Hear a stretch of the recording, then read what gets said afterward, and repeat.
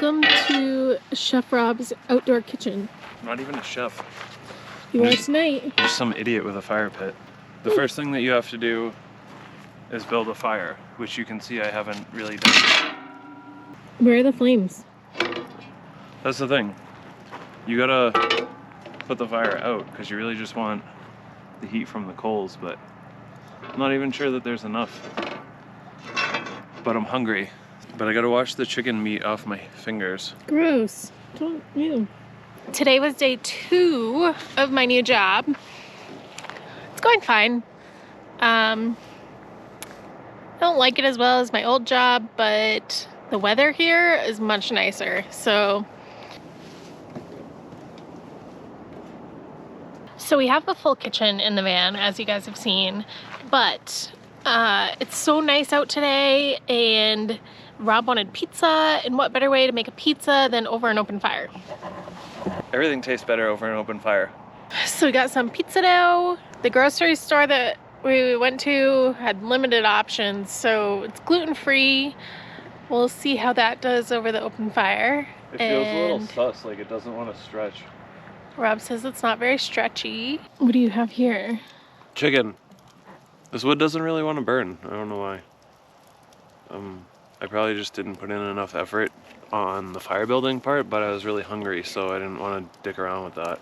Whoever invented waiting for food was an idiot. Do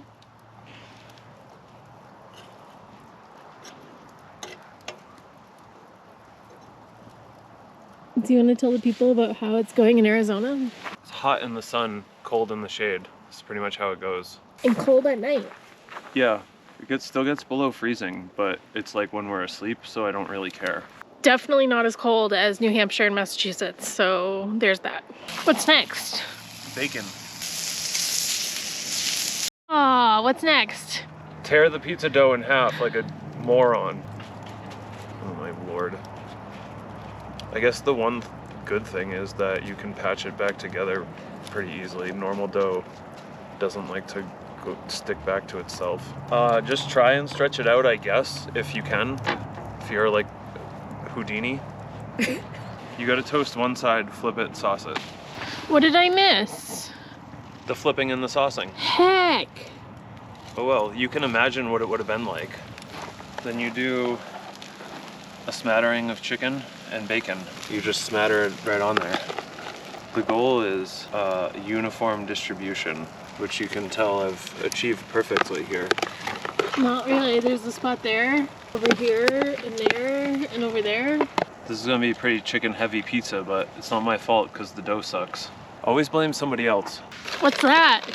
This is called cheese. It's when you take milk and then you let it sit out and rot for a few months, it becomes this solid product called cheese. This is more cheese of a different varietal. Just gives it a little something, and we don't fuck around with vegetables. What are you doing?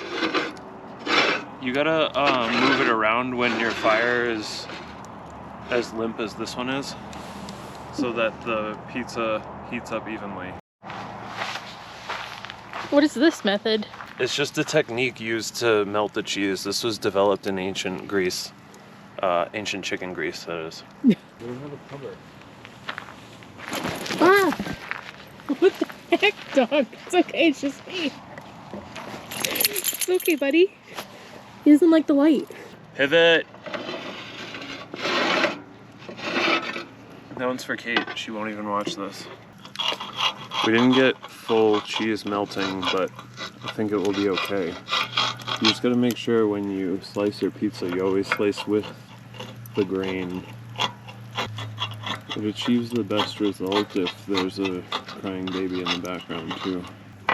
Then you can do one slice across the grain if you want, but when the battery and the light dies, it gets pretty difficult. So it's okay if you don't do this step. How is it? These are the only plates we have. That's facts. It's pretty okay. The crust... The real plates that we have are in the dishwasher. The crust, is okay.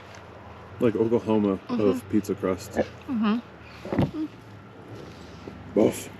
Loki says, "Where's my slice?"